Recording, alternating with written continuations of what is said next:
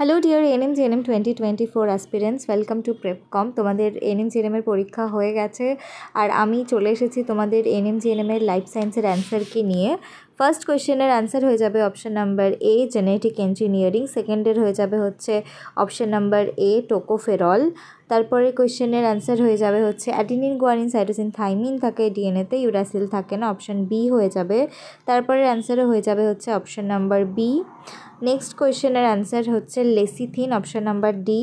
তারপরে যে কোয়েশ্চেনটা দিয়েছে এর অপশানগুলোর মধ্যে আমার একটু ডাউট রয়েছে, তাও যদি তামিলনাড়ুর যে দুটো সেটাকে যদি একটাই কনসিডার করা হয় তাহলে অ্যান্সার 6 হওয়া উচিত। আমার একটু এটা নিয়ে ডাউট রয়েছে, আমি এটার অ্যান্সার তোমাদেরকে এই ফার্স্ট কমেন্টে পরে পিন করে দেব, আর না হলে আমার হোয়াটসঅ্যাপ গ্রুপগুলোতে আমি কনফার্ম হয়ে তোমাদেরকে জানিয়ে দেবো। এটা মোস্ট প্রবাবলি 6, বাট আমার একটু এটা নিয়ে একটু ডাউট রয়েছে, মানে অপশানগুলোর বেসিসে।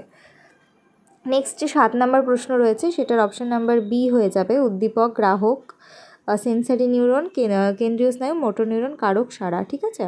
তারপরে যে কোশ্চেনটা রয়েছে 8, ওটার হয়ে যাবে অপশান নাম্বার ডি। তারপরে যে প্রশ্নটা রয়েছে যে নিম্নলিখিত কোনটি একটি খাদ্য শৃঙ্খল গঠন করে, হয়ে যাবে হচ্ছে অপশান নাম্বার বি গ্রাস, গোট, হিউম্যান। ছাগল, ঘাস, ছাগল, মানুষ। ঘাসকে ছাগল খায়, ছাগলকে মানুষ খায়, তো এটা অপশান নাম্বার বি হয়ে যাবে। তারপরে কোয়েশ্চেন হচ্ছে অপশান নাম্বার সি হয়ে যাবে ভাস্ট ডিফারেন্স। কোয়েশ্চেন নাম্বার 11-র অ্যান্সার হয়ে যাবে হচ্ছে ডি। আর তারপরে কোয়েশ্চেন রয়েছে যে thyroxine is secreted from. Thyroxine হচ্ছে থাইরয়েড গ্রন্থি থেকে সিক্রেটেড হয়।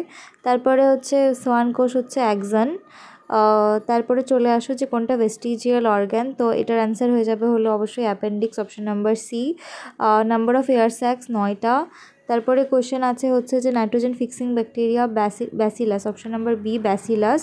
তারপরে হচ্ছে বায়োম্যাগনিফিকেশন, এটা হচ্ছে water pollution, option number B হয়ে যাবে। তারপরে হচ্ছে উত্তরাধিকার সূত্র মেন্ডেল।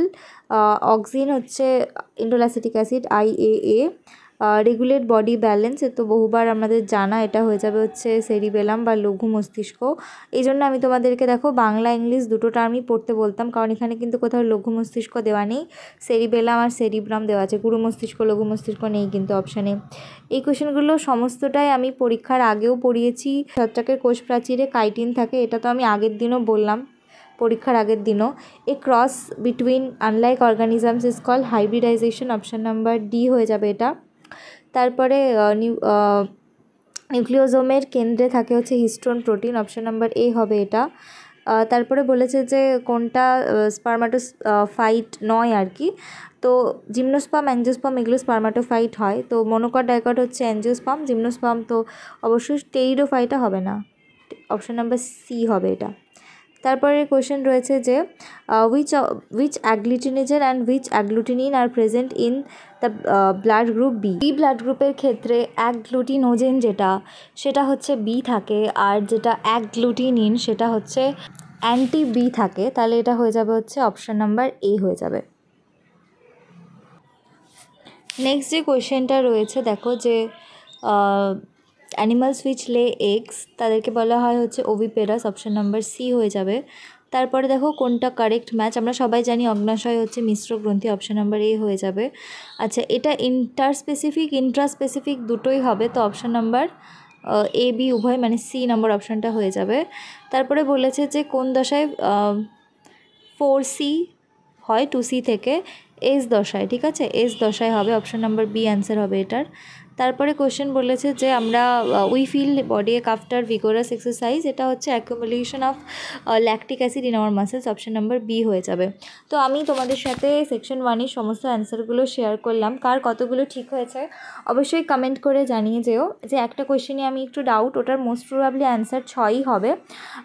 কোয়েশ্চেন যথেষ্ট ভালো হয়েছে, মার্কস ভালো উঠবে আগের বারের থেকে, এবার কোয়েশ্চেন কিন্তু ইজি হয়েছে। তো তোমরা যদি কাট অফের ওপর ভিডিও চাও অবশ্যই জানাতে পারো, এবং বাকি সাবজেক্টগুলোর যদি অ্যান্সার কি চাও আমাকে কমেন্ট করে জানিও। ভিডিওটা ভালো লাগলে লাইক করে দিও। আর আমরা একটা চেষ্টা করছি যে তোমাদের এই যে কোয়েশ্চেনগুলো তোমরা কে কত মার্কস স্কোর করবে সেটা বোঝার জন্য আমরা কি করব, অ্যাপেই কোশ্চেনগুলো দিয়ে দেবো। সেখানে গিয়ে তোমরা যা যা করে এসছো পরীক্ষায় সেটা যদি করে দাও তাহলে কত মার্কস আসছে তোমরা নিজেরাই বুঝতে পারবে। তো সেটা করতে চাইলে দেখো ফ্রি মেগা মক টেস্টের যে গ্রুপের লিঙ্ক দেওয়া আছে ওটাতে জয়েন করে যাও, ওখানে আমি এই ব্যবস্থাটা করে দেবো। আর 2025-এর জন্য যারা প্রিপারেশন নিতে চাইছো, মানে 2024-এ প্রিপারেশন ছিল না, পরীক্ষা খুব একটা ভালো হয়নি, 2025-এর জন্য পরীক্ষা দিতে চাইছো, তাদেরকে বলি আমাদের 2025-এর ব্যাচ কিন্তু অফিসিয়ালি আগামীকাল থেকে শুরু হচ্ছে। তো তোমরা যারা যারা আমাদের 2025-এর ব্যাচে জয়েন করতে চাও তারা সবাই 6296555499, আমি স্ক্রিনে মেনশনও করে দিয়েছি, এই নাম্বারে কন্ট্যাক্ট করে জয়েন করে যাও।